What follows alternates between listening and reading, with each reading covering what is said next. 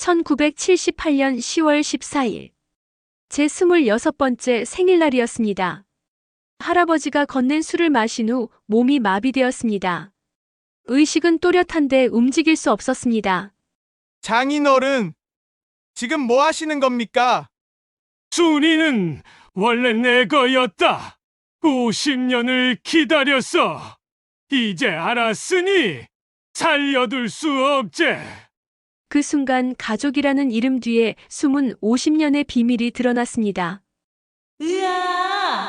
침묵을 깨다 72세 할머니의 46년 만의 고백. 1965년 봄 경상북도 안동의 한마을입니다. 기와 지붕이 겹겹이 쌓인 종가대문 앞에서 13살 소녀가 서 있었습니다. 김순이 안동 김씨 종가의 손녀였습니다. 종가는 마을에서 가장 큰 집이었습니다. 사랑채, 안채, 사당이 미음자로 배치되어 있었고 마당은 넓고 단정했습니다. 할아버지 김한종은 이 집의 종손이었습니다. 마을 사람들은 그를 종손 어른이라 불렀습니다. 순이는 종가에서 500m쯤 떨어진 작은 집에서 살았습니다. 아버지는 할아버지의 장남이었고 어머니는 종가 며느리였습니다. 오빠 둘, 순이, 여동생 하나가 있었습니다. 일요일마다 온 가족이 종가에 모였습니다. 할아버지 앞에서 절을 올리고 함께 밥을 먹었습니다. 순이는 늘 할아버지 곁에 앉았습니다. 순이야, 이리 와봐라. 할아버지는 순이를 특별히 아꼈습니다. 다른 손주들에게는 엄격했지만 순이에게만은 달랐습니다. 우리 순이는 돌아가신 할매 꼭 빼닮았네. 사람들은 그렇게 말했습니다. 사랑채 벽에 걸린 할머니 사진을 보면 정말 닮았습니다. 같은 눈매, 같은 입술, 같은 얼굴형이었습니다. 할머니 정씨 부인은 순이의 아버지를 낳고 산후병으로 돌아가셨다고 했습니다. 순이가 태어나기 훨씬 전 일이었습니다. 할아버지는 재혼하지 않고 혼자 종가를 지켰습니다. 할매가 얼마나 고운 분이었는지 아나? 할아버지는 가끔 순이에게 그렇게 물었습니다. 그리고 순이의 머리를 쓰다듬었습니다. 처음에는 좋았습니다. 할아버지가 자신을 사랑한다고 생각했습니다. 하지만 순이가 13살이 되던 해 무언가 달라지기 시작했습니다. 명절날이었습니다. 온 집안 사람들이 모여 세배를 올렸습니다. 순이가 절을 하고 일어서는데 할아버지가 손을 잡았습니다. 너무 오래 잡았습니다. 우리 순이 많이 컸네. 할아버지의 눈빛이 이상했습니다. 순이는 본능적으로 손을 빼려 했지만 할아버지는 놓아주지 않았습니다. 할배가 세뱃돈 줄 테니까 이따 사랑채로 오너라. 순이는 고개를 끄덕일 수밖에 없었습니다. 점심을 먹고 나서 순이는 사랑채로 갔습니다. 할아버지는 혼자 앉아 차를 마시고 있었습니다. 왔나? 이리 와봐라. 순이가 다가가자 할아버지는 순이를 무릎에 앉혔습니다. 13살, 이미 어린아이가 아니었습니다. 순이는 불편했습니다. 할아버지의 손이 순이의 등을 쓰다듬었습니다. 위아래로 천천히. 순이는 몸이 굳었습니다. 할매랑 정말 똑같네. 만져보니까 더 그래. 그 말이 무슨 뜻인지 순이는 몰랐습니다. 하지만 뭔가 잘못되었다는 느낌은 있었습니다. 할아버지, 전화 가도 돼요? 순이가 조심스럽게 물었습니다. 그래, 가거라. 근데 오늘 일은 아무한테도 말하지 마라. 알았지? 순이는 고개를 끄덕이고 사랑채를 나왔습니다. 마당을 건너는데 다리에 힘이 없었습니다. 종가 살림을 돌보는 박씨 아주머니가 안채에서 나왔습니다. 순이와 눈이 마주쳤습니다. 박씨 아주머니의 얼굴이 굳어졌습니다. 순이야. 박씨 아주머니가 순이를 불렀습니다. 네. 할아버님하고 단둘이 있었나? 네. 세뱃돈 주신다고. 박씨 아주머니는 한참 순이를 바라보았습니다. 그리고 작은 목소리로 말했습니다. 앞으로는 할아버님하고 단둘이 있지 마라. 알았지? 왜요? 그냥 조심해라. 박씨 아주머니는 더 이상 말하지 않았습니다. 하지만 그 눈빛에는 무언가 있었습니다. 걱정, 그리고 두려움. 집으로 돌아온 순이는 어머니에게 아무 말도 하지 못했습니다. 뭐라고 말해야 할지 몰랐습니다. 할아버지가 잘못한 건가? 아니면 자신이 이상하게 생각하는 건가? 밤에 잠을 자려고 누웠지만 잠이 오지 않았습니다. 할아버지의 손길이 자꾸 떠올랐습니다. 등을 쓰다듬던 그 감촉이 남아있는 것 같았습니다. 그날 이후로 할아버지를 보는 것이 무서워졌습니다. 일요일이 되면 종가에 가야 했습니다. 할아버지는 순이를 자꾸 곁에 앉혔습니다. 밥을 먹을 때도 차를 마실 때도 순이야, 할배 옆에 와라. 순이는 거절할 수 없었습니다. 어른 말씀을 어기는 것은 불효였습니다. 특히 종손 어른의 말씀은 법과 같았습니다. 어머니도 이상함을 느낀 것 같았습니다. 어느 일요일 할아버지가 순이를 부르자 어머니가 말했습니다. 아버님, 순이는 오늘 몸이 좀 안 좋습니다. 할아버지의 얼굴이 굳었습니다. 며느리가 시아버지 말에 이래라 저래라 하는 기가. 아닙니다. 죄송합니다. 어머니는 고개를 숙였습니다. 며느리로서 시아버지께 대들 수 없었습니다. 순이는 결국 할아버지 곁에 앉았습니다. 14살, 15살이 되면서 순이의 몸이 변했습니다. 그리고 할아버지의 시선도 더 노골적으로 변했습니다. 우리 순이, 이제 여자가 다 됐네. 할아버지는 순이를 위아래로 훑어봤습니다. 순이는 몸을 움츠렸습니다. 16살이 되던 해 순이는 마을 청년 하나와 인사를 나눴습니다. 학교 가는 길에 우연히 마주쳤을 뿐이었습니다. 순이야, 학교 가나? 네, 오빠. 짧은 대화였습니다. 하지만 누군가 할아버지에게 일렀습니다. 그날 저녁 할아버지가 순이네 집으로 왔습니다. 분노한 얼굴이었습니다. 순이가 어느 놈하고 말하고 다닌다며? 아버님, 그냥 인사만. 아버지가 말했지만 할아버지는 듣지 않았습니다. 종가 손녀가 함부로 남정네하고 말을 섞으면 어떡하나. 집안 망신이제. 할아버지는 그 청년네 집으로 찾아갔습니다. 그리고 청년을 마을에서 쫓아냈습니다. 순이는 그날 이후 더 이상 학교 가는 길에 아무와도 말하지 않았습니다. 17살 어느 날 할아버지가 또 순이를 사랑채로 불렀습니다. 순이는 온몸이 떨렸지만 가지 않을 수 없었습니다. 사랑채에는 할아버지만 있었습니다. 문을 닫았습니다. 순이야, 이리 와봐라. 할아버지가 손짓했습니다. 순이는 발걸음을 떼지 못했습니다. 왜 안 와? 할배가 무섭나? 아닙니다. 순이는 다가갔습니다. 할아버지는 순이를 끌어안았습니다. 너무 세게, 너무 오래. 할매 냄새가 나는 것 같네. 똑같아. 순이는 숨이 막혔습니다. 그때 밖에서 박씨 아주머니의 목소리가 들렸습니다. 종손 어른님, 손님 오셨습니다. 할아버지가 순이를 놓았습니다.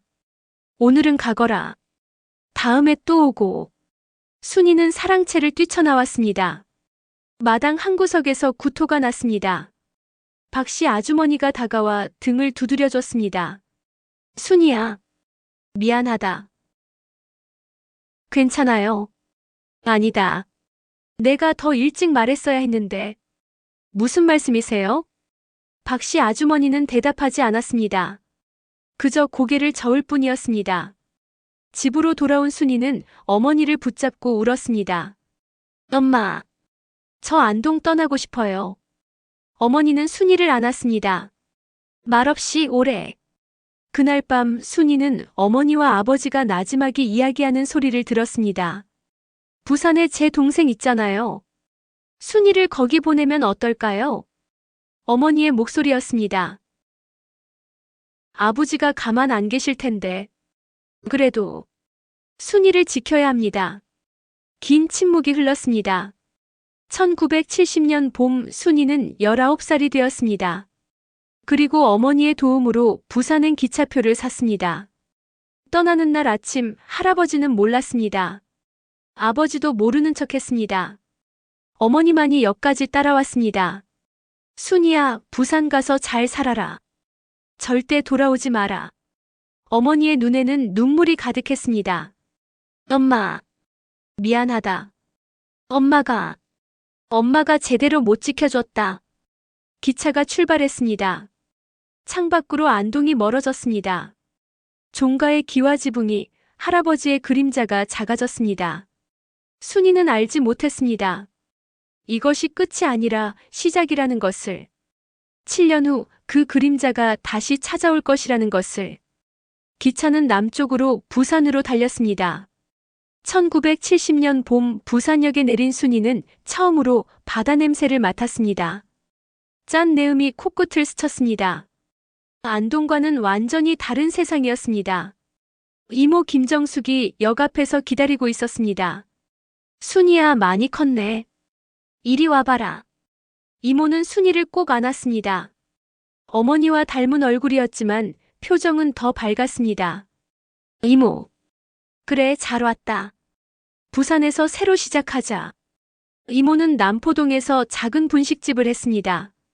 2층에 방 2개가 있었고 순이는 그중 한 방을 쓰게 되었습니다. 처음 며칠은 낯설었습니다. 부산 사투리가 귀에 익지 않았고 골목길이 미로 같았습니다. 하지만 이상하게 마음은 편했습니다.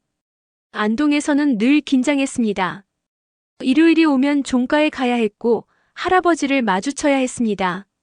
하지만 부산에는 할아버지가 없었습니다. 한 달쯤 지났을 때 이모가 물었습니다.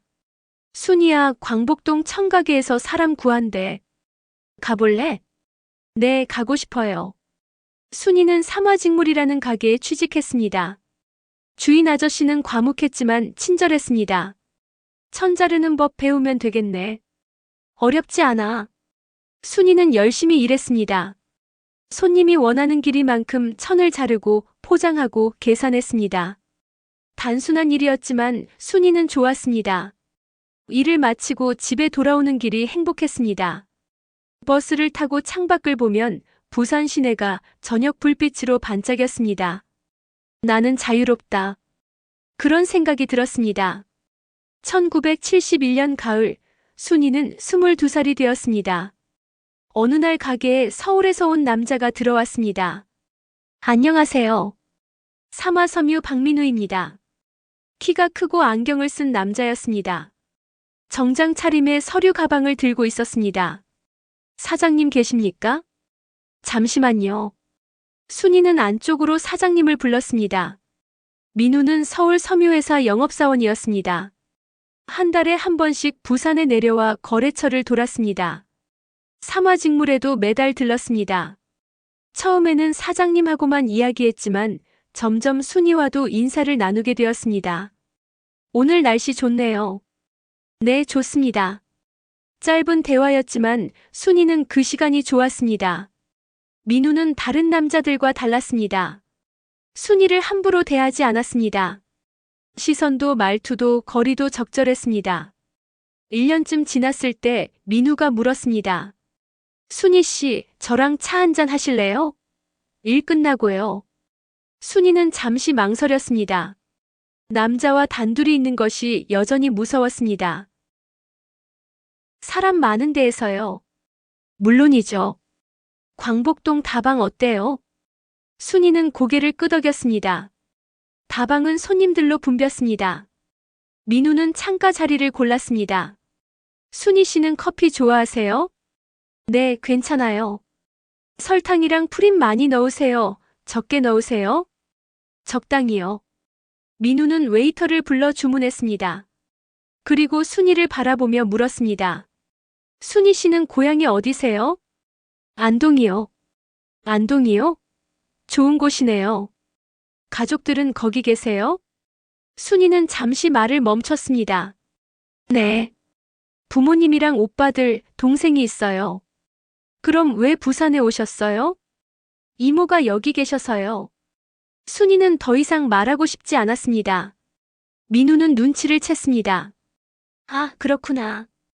부산은 어때요? 적응 잘하셨어요? 네, 좋아요. 그날 이후 민우와 순이는 가끔 차를 마셨습니다. 민우가 부산에 올 때마다 일이 끝나면 다방에서 만났습니다. 민우는 순이에게 서울 이야기를 들려줬습니다. 명동, 종로, 남대문 시장. 순이는 그 이야기를 들으며 웃었습니다. 순이 씨 웃는 거 처음 봤어요. 민우가 말했습니다. 그래요? 네. 예쁘세요. 순이는 얼굴이 뜨거워졌습니다. 1973년 봄 민우가 조심스럽게 물었습니다. 순이 씨, 저랑 사귀실 수 있을까요? 순이는 대답하지 못했습니다. 천천히 생각하셔도 돼요. 제가 너무 급했나요? 아니에요. 그게 아니라. 순이는 입술을 깨물었습니다. 저는 조금 느릴 수 있어요. 느리다니요. 사람 만나는 게 쉽지 않아요. 특히 남자가. 민우는 고개를 끄덕였습니다. 이유 물어봐도 될까요? 아직은 말하기 어려워요. 괜찮아요. 언젠가 말하고 싶을 때 말해주세요. 저는 기다릴 수 있어요. 민우가 손을 내밀었습니다. 순이 씨가 원하지 않는 건 하지 않을게요. 약속해요. 순이는 한참을 망설이다가 그 손을 잡았습니다. 2년이 흘렀습니다. 민우는 약속을 지켰습니다. 순이가 불편해하면 바로 물러섰고 허락받지 않은 스킨십은 하지 않았습니다.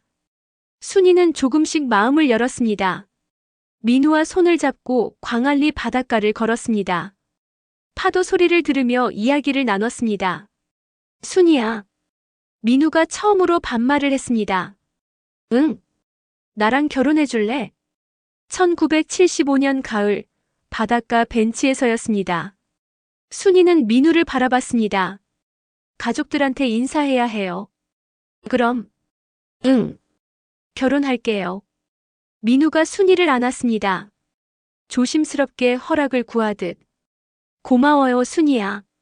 하지만 순이의 마음 한구석에는 두려움이 있었습니다. 안동 가족들에게 알려야 했습니다. 특히 할아버지에게.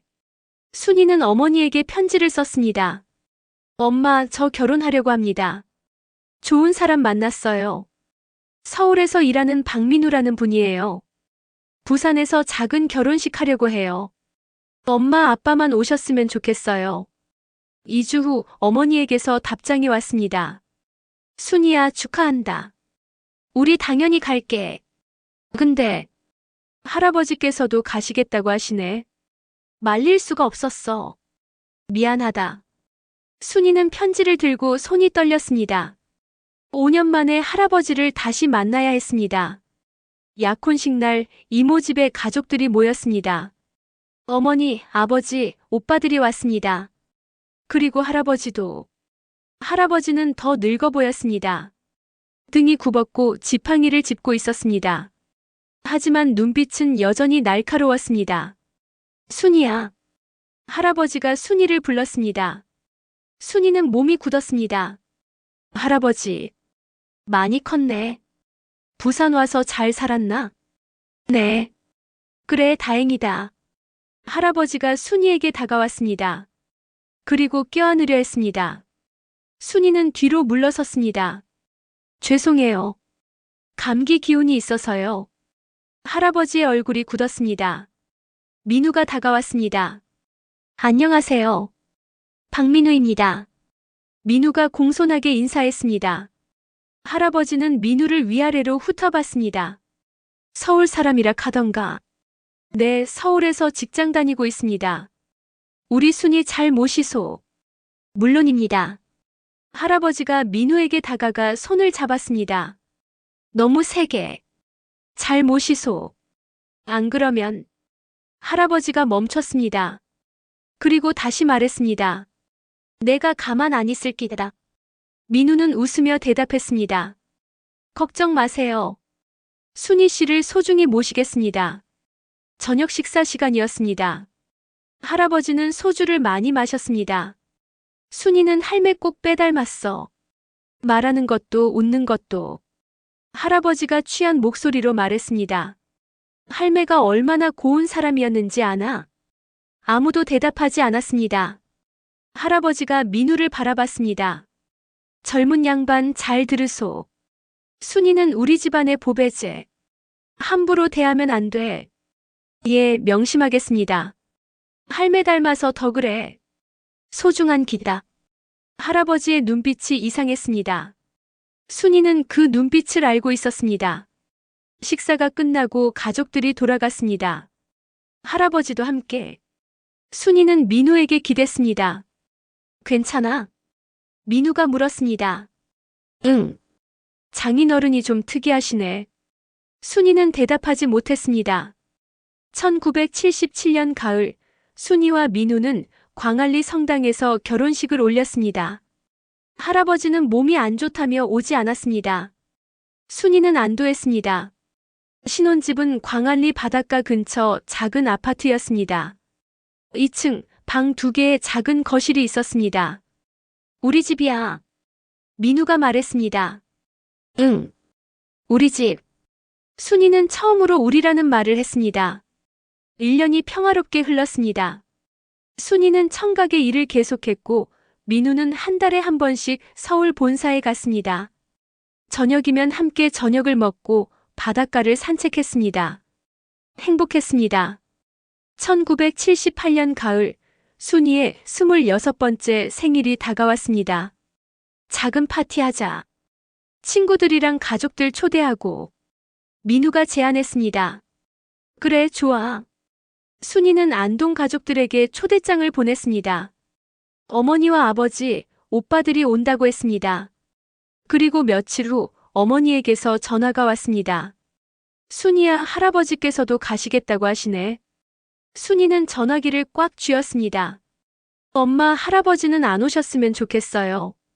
나도 그러고 싶은데. 고집을 꺾질 않으시네. 순이는 한숨을 쉬었습니다. 알았어요, 엄마. 전화를 끊고 순이는 창밖을 바라봤습니다. 광안대교 불빛이 반짝였습니다. 괜찮아. 사람 많으니까 괜찮을 거야. 스스로를 달랬습니다. 하지만 가슴 한구석이 불안했습니다. 7년 만에 다시 만나는 할아버지. 그 눈빛을, 그 손길을 다시 마주해야 했습니다. 순이는 알지 못했습니다. 그날이 얼마나 끔찍한 날이 될지. 1978년 10월 14일 토요일이었습니다. 순이의 26번째 생일날. 하늘은 맑았고 바람은 시원했습니다. 아침 일찍 일어나 집안을 정리했습니다. 민우는 남포동 시장에서 과일과 음료를 사왔습니다. 오늘 손님이 몇 명 온다고 했지? 우리 직장 동료 4명, 이모네 식구들, 그리고 안동에서 5명이요. 그럼 10명 좀 넘네. 음식 더 준비해야겠다. 순이는 부엌에서 잡채를 만들었습니다. 생일상이라고 특별할 것은 없었지만 정성껏 준비했습니다. 오후 3시쯤 안동에서 가족들이 도착했습니다. 어머니가 제일 먼저 현관에 들어왔습니다. 순이야. 엄마. 두 사람은 꼭 껴안았습니다. 아버지, 큰오빠, 작은오빠가 뒤따라 들어왔습니다. 그리고 마지막으로 할아버지가 들어왔습니다. 지팡이를 짚고 천천히. 할아버지, 안녕하세요. 순이가 인사했습니다. 목소리가 떨렸습니다. 그래, 순이야. 오랜만이네. 할아버지의 눈빛이 순이를 훑었습니다. 위에서 아래로 천천히. 많이 예뻐졌네. 결혼하고 살이 올랐어. 순이는 아무 대답도 하지 못했습니다. 민우가 다가왔습니다. 어서 오세요, 장인어른. 편히 앉으세요. 할아버지는 민우를 보며 고개를 끄덕였습니다. 오후 5시 다른 손님들이 도착했습니다. 청각의 동료들, 민우 회사 사람들, 이모네 가족들. 작은 거실이 사람들로 가득 찼습니다. 음식을 나르고 이야기를 나누고 웃었습니다. 할아버지는 구석에 앉아 소주를 마셨습니다. 말없이 순이를 지켜보며. 저녁 6시쯤 순이는 부엌에서 과일을 썰고 있었습니다. 뒤에서 인기척이 났습니다. 할아버지였습니다. 순이야. 순이는 칼을 놓았습니다. 손이 떨렸습니다. 네, 할아버지. 할배랑 특별한 술 한잔 하자. 생일인데. 할아버지가 주머니에서 작은 병을 꺼냈습니다. 약초로 담근 기다. 안동에서 가져왔어. 괜찮아요, 할아버지. 저 술 잘 못 마셔요. 에이, 한 잔만. 할배가 특별히 내 생일 축하하려고 가져온 건데. 할아버지가 컵에 물을 따르고 그 병에서 몇 방울을 떨어뜨렸습니다. 자, 마셔봐라. 순이는 거절할 수 없었습니다. 어른이 주시는 것을 어찌 거부하겠습니까? 컵을 받아 마셨습니다. 쓴맛이 입안에 퍼졌습니다. 물로 씻어내려 했지만 뒷맛이 남았습니다. 잘 마셨네. 건강에 좋을 거다. 할아버지가 만족스럽게 웃었습니다. 10분쯤 지났을 때였습니다. 순이는 어지러움을 느꼈습니다. 시야가 흐려졌습니다. 싱크대를 붙잡았습니다. 다리에 힘이 빠졌습니다. 순이야, 괜찮나? 할아버지의 목소리가 멀리서 들렸습니다. 어지러워요. 피곤해서 그런 게지. 이리 와, 할배가 방에 좀 눕혀줄게. 할아버지의 팔이 순이의 허리를 감았습니다. 순이는 저항하고 싶었지만 몸이 말을 듣지 않았습니다. 거실을 지나갔습니다. 민우가 손님들과 이야기하고 있었습니다. 민우야. 할아버지가 불렀습니다. 네, 장인어른. 순이가 좀 피곤한가 봐. 방에 좀 눕혀줄 테니까 손님들 좀 봐줘라. 아, 네. 순이야, 괜찮아? 민우가 걱정스러운 얼굴로 다가왔습니다. 응. 괜찮아. 좀 쉴게. 순이는 겨우 대답했습니다. 혀가 굳은 것 같았습니다. 안방으로 들어갔습니다. 할아버지가 문을 닫았습니다. 딸깍. 자물쇠 소리가 났습니다. 순이는 침대에 누웠습니다. 천장이 빙글빙글 돌았습니다. 순이야. 할아버지의 얼굴이 위에 나타났습니다.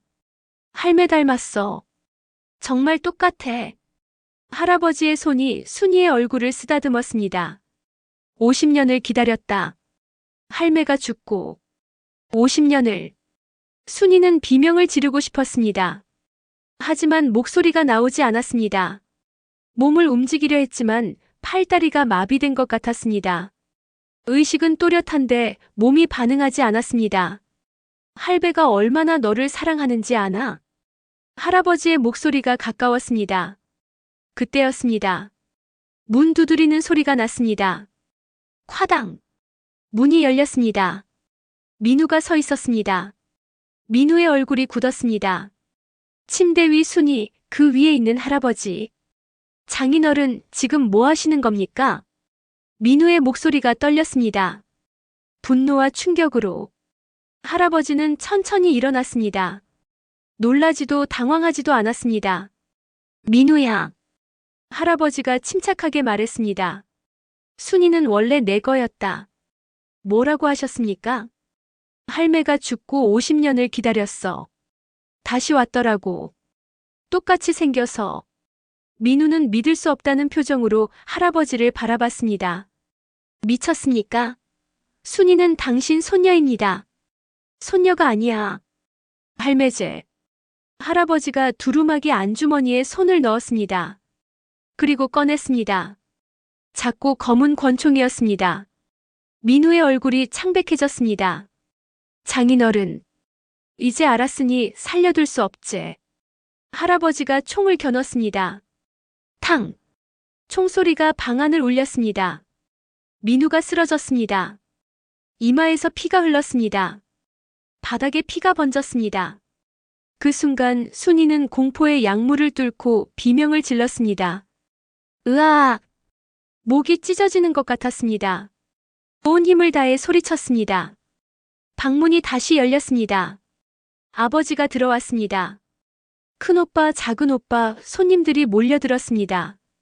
쓰러진 민우, 총을 든 할아버지, 침대 위에 순이.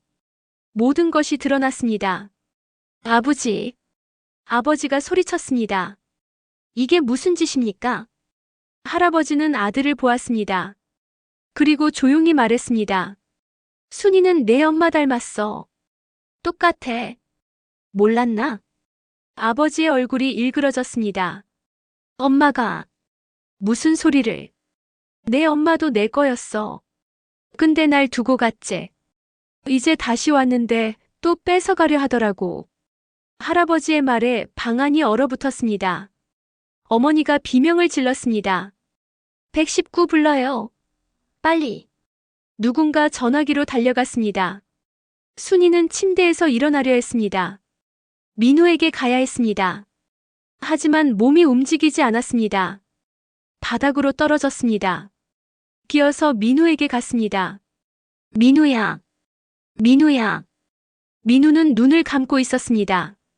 숨을 쉬는지 알 수 없었습니다. 깨어나. 제발. 순이는 민우의 손을 잡았습니다. 차가웠습니다. 안 돼. 안 돼. 사이렌 소리가 들렸습니다. 가까워졌습니다. 구급대원들이 들어왔습니다. 민우를 들것에 실었습니다. 부인 같이 가시죠. 순이는 들것을 따라 나갔습니다. 비틀거리며 복도에 나서니 경찰들이 할아버지를 제압하고 있었습니다. 할아버지는 저항하지 않았습니다. 오히려 편안한 얼굴이었습니다. 순이와 눈이 마주쳤습니다. 할아버지가 말했습니다.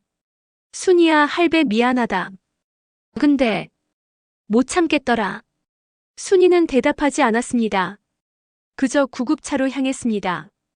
병원 가는 길, 순이는 민우의 손을 놓지 않았습니다. 살아야 돼. 제발. 살아야 돼. 구급대원이 말했습니다. 부인 맥박은 뛰고 있습니다. 희망이 있어요. 순이는 처음으로 눈물을 흘렸습니다. 응급실 앞에서 순이는 기도했습니다. 평생 한 번도 제대로 기도하지 않았지만 그날은 했습니다. 제발. 제발 살려주세요. 2시간이 지났습니다. 의사가 나왔습니다. 보호자분? 네. 순이가 일어났습니다. 총알이 이마 오른쪽을 관통했습니다. 기적적으로 뇌의 중요 부위는 피했습니다. 그럼 생명은 건졌습니다. 하지만 혼수 상태입니다. 언제 깨어날지는 알 수 없습니다. 순이는 그 자리에 주저앉았습니다. 어머니가 순이를 안았습니다. 순이야. 미안해. 엄마가 미안해. 어머니도 울었습니다.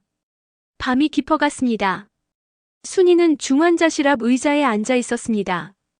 창밖으로 부산 야경이 보였습니다. 광안대교 불빛이 반짝였습니다. 민우와 함께 걸었던 그 다리. 행복했던 그 시간들. 다시 걷고 싶어. 같이. 순이는 다짐했습니다. 민우가 깨어날 때까지 곁에 있겠다고. 그리고 할아버지를 그 모든 것을 반드시 세상에 알리겠다고. 더 이상 침묵하지 않겠다고. 병원 복도는 소독약 냄새로 가득했습니다. 순이는 중환자실 앞 의자에 앉아 있었습니다. 사흘째였습니다. 민우는 여전히 혼수 상태였습니다.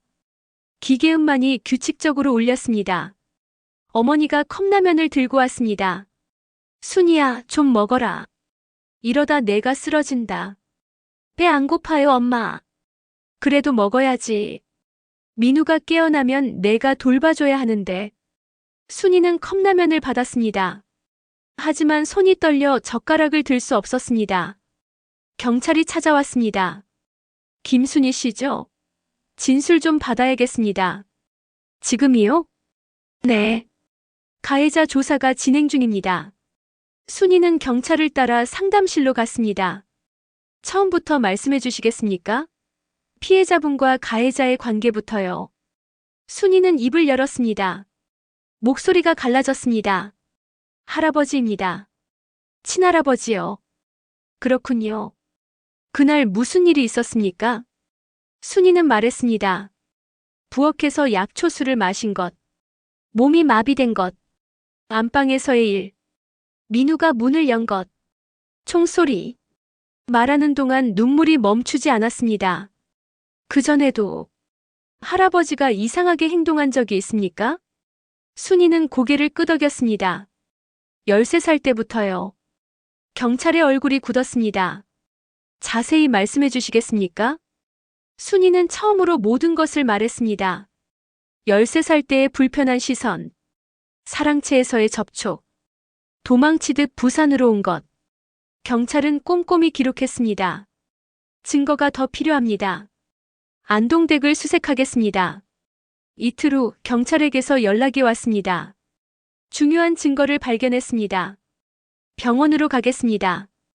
경찰은 봉투 하나를 가져왔습니다. 낡은 공책이 들어 있었습니다. 할머니 정씨 부인의 일기장입니다. 종가 사랑채 장롱 밑에서 발견했습니다. 순이는 떨리는 손으로 일기장을 펼쳤습니다. 1925년 5월 3일. 오늘도 종손날이 깨서 참았을 수가 없다. 누구에게 말할 수도 없다. 종가 며느리가 시아버지를 고발한다면 집안이 망한다. 순이는 숨이 막혔습니다. 다음 페이지를 넘겼습니다. 1927년 1월 20일. 아이를 낳았다. 하지만 이 아이를 두고 떠날 수 없다. 나는 너무 지쳤다. 1927년 2월 10일. 더 이상 살 수 없다. 아들아, 미안하다. 내가 자라서 이 일기를 읽는다면 엄마를 용서해다오. 그리고 절대 내 딸을 종가에 두지 마라. 마지막 장이었습니다. 순이는 일기장을 덮었습니다. 온몸이 떨렸습니다. 할머니도 당하셨구나. 어머니가 일기장을 받아 읽었습니다. 읽다가 주저앉았습니다. 내가 몰랐어. 시어머님이 그런 일을. 아버지도 읽었습니다. 얼굴이 창백해졌습니다. 어머니가 산후병이 아니었어. 자살이었어. 경찰이 말했습니다. 종가 살림 박씨 씨도 증언했습니다. 50년 전 안채에서 목맨 할머니를 봤다고요. 종손이 산후병이라고 거짓말하라 했답니다. 모든 퍼즐이 맞춰졌습니다. 50년간 숨겨진 진실이 드러났습니다. 1979년 봄 재판이 시작되었습니다. 부산지방법원 101호 법정. 할아버지는 피고석에 앉았습니다. 수갑을 차고 늙은 얼굴로. 변호사가 말했습니다. 피고인은 노안으로 인한 판단력 저하 상태였습니다. 검사가 반박했습니다. 피고인은 계획적으로 약물을 준비했고 범행 후에도 정상적인 대화를 나눴습니다. 심신미약이 아닙니다. 방청석에는 사람들이 가득했습니다. 언론사 기자들도 있었습니다. 피해자 김순희 씨, 증언대로 나오세요. 순이는 일어났습니다. 다리가 후들거렸습니다. 증언대에 섰습니다. 할아버지와 눈이 마주쳤습니다. 더 이상 무섭지 않았습니다. 증인 선서하십시오. 순이는 선서했습니다. 검사가 물었습니다. 피해자는 피고인과 어떤 관계입니까? 친할아버지입니다. 언제부터 피해를 당했습니까? 13살 때부터입니다. 구체적으로 말씀해 주시겠습니까? 순이는 말했습니다. 명절날 사랑채에서의 일. 너무 오래 잡았던 손. 무릎에 앉혔던 것. 등을 쓰다듬던 손길. 왜 그때 말하지 않았습니까? 종손 어른이셨습니다. 가문의 어른께 뭐라 말할 수 없었습니다. 가족들은 몰랐습니까? 어머니는 눈치채셨던 것 같습니다. 하지만 시아버지를 거역할 수 없으셨죠. 순이는 계속 말했습니다. 19살에 부산으로 도망친 것. 7년간의 평화. 그리고 26세 생일날의 악몽. 피고인에게 하고 싶은 말이 있습니까? 순이는 할아버지를 똑바로 바라봤습니다. 할아버지는 종손이라는 이름으로 평생 사람들을 짓밟았습니다. 목소리가 떨리지 않았습니다. 할머니를 학대하고 죽음으로 몰았습니다. 어머니를 침묵하게 했습니다. 저를 13살 때부터 괴롭혔습니다. 순이는 숨을 깊이 들이쉬었습니다. 하지만 이제 그 권력은 끝났습니다. 할아버지는 더 이상 무섭지 않습니다. 방청석에서 누군가 박수를 쳤습니다. 재판장이 제지했지만 박수는 이어졌습니다. 할아버지는 고개를 숙였습니다. 재판은 3개월간 계속됐습니다. 증인들이 나왔습니다. 박씨 아주머니, 마을 사람들, 의사. 그리고 판결일이 왔습니다.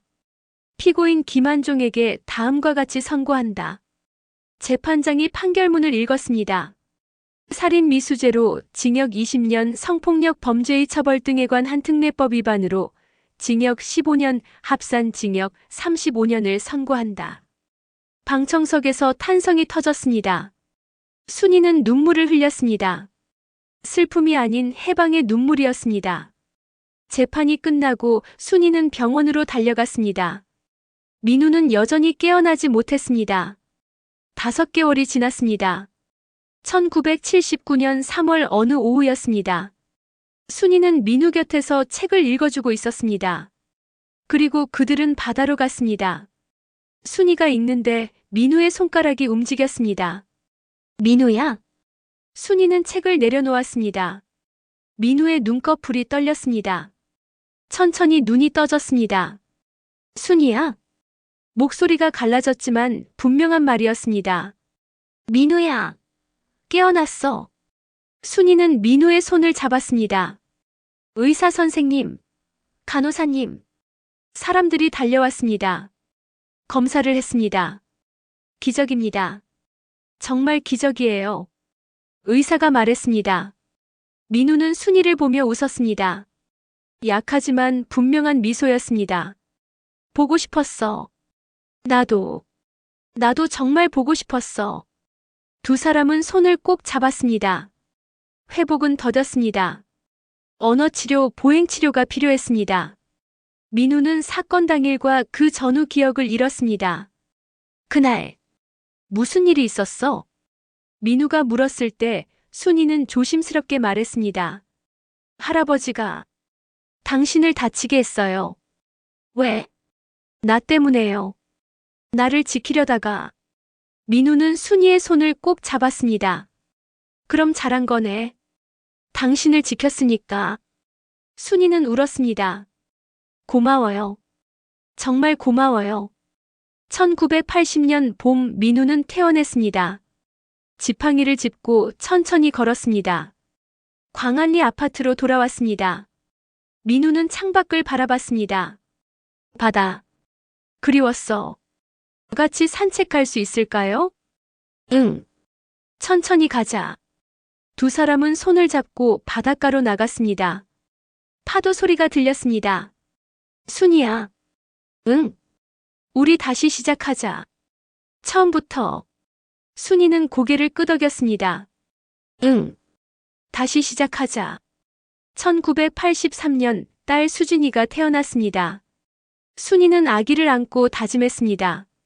이 아이는 절대 아프지 않게 키울 거야. 민우가 옆에서 아기를 내려다봤습니다. 우리 딸 예쁘다. 응. 정말 예쁘지? 잘 키우자. 사랑으로. 응. 꼭 그렇게 할 거야. 순이는 알았습니다. 지옥을 통과했지만 살아남았다고. 그리고 이제 새로운 삶이 시작된다고. 창밖으로 봄 햇살이 들어왔습니다. 따뜻했습니다. 2024년 겨울, 부산 광안리 아파트입니다. 순이는 72살이 되었습니다. 민우는 77살 휠체어에 앉아 신문을 읽고 있습니다.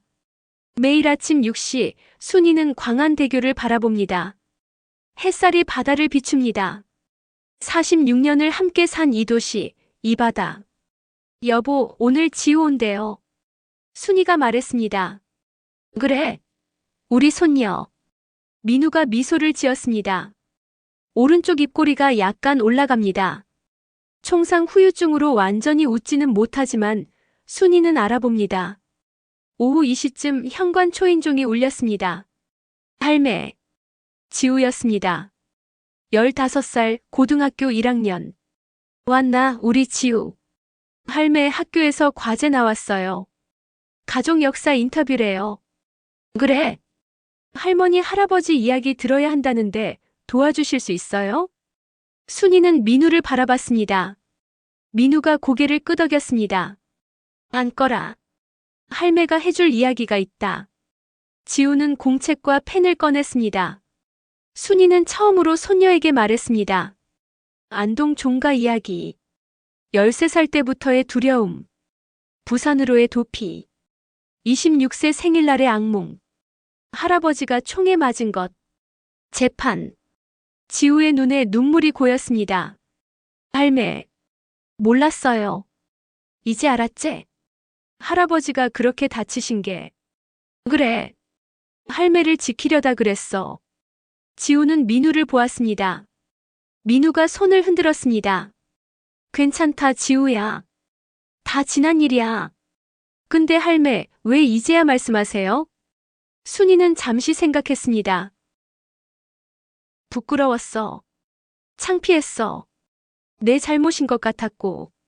할매 잘못이 아닌데요. 그래. 이제는 알아. 근데 그때는 몰랐어. 지우는 공책에 열심히 적었습니다. 다음 날 지우는 학교에서 발표했습니다. 담임 선생님 강미란이 들었습니다. 지우야, 이거 실화니? 네, 선생님. 우리 할머니 이야기예요. 강미란은 진지한 얼굴이 되었습니다. 이건 단순한 가족사가 아니야. 중요한 증언이야. 선생님은 부산 여성인권센터에 연락했습니다. 일주일 후 센터장 박은영이 순이를 찾아왔습니다. 할머니, 이야기 들었습니다. 네. 더 많은 사람들과 나눌 의향 있으십니까? 순이는 망설였습니다. 저 같은 할매 이야기를 누가 듣겠습니까? 많습니다.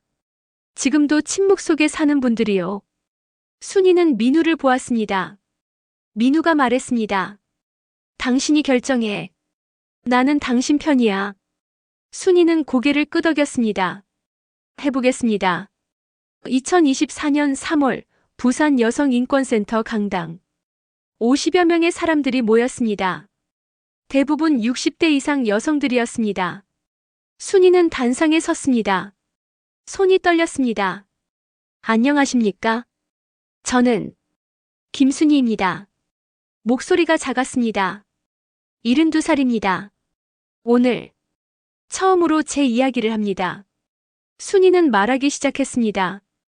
13살 때의 불편함, 도망친 19살, 26세 생일, 남편의 총상, 재판, 그리고 46년의 삶. 말하지 못했습니다. 46년 동안 순이의 목소리가 커졌습니다. 종손 어른이라서, 집안 망신이라서, 내 잘못 같아서. 강당이 조용했습니다. 하지만 이제 압니다. 제 잘못이 아니었다는 것을. 한 할머니가 일어섰습니다. 78살쯤 되어 보였습니다. 저도 말하고 싶습니다. 할머니의 목소리가 떨렸습니다. 저는 아버지한테 당했습니다. 15살 때부터 평생 아무한테도 말 못했습니다. 할머니가 울기 시작했습니다. 옆에 앉은 사람이 할머니를 안았습니다. 그리고 또 한 사람이 일어났습니다. 또 한 사람이. 침묵의 벽이 무너지고 있었습니다. 부산일보가 기사를 썼습니다. 72세 할머니 46년 만에 종가 성폭력 증언. MBC에서 연락이 왔습니다. 휴먼 다큐로 만들고 싶습니다. 순이는 처음에 거절했습니다. 하지만 박은영 센터장이 말했습니다. 할머니 이야기가 누군가에게 용기가 됩니다. 촬영이 시작됐습니다. 광안리 아파트에서의 일상.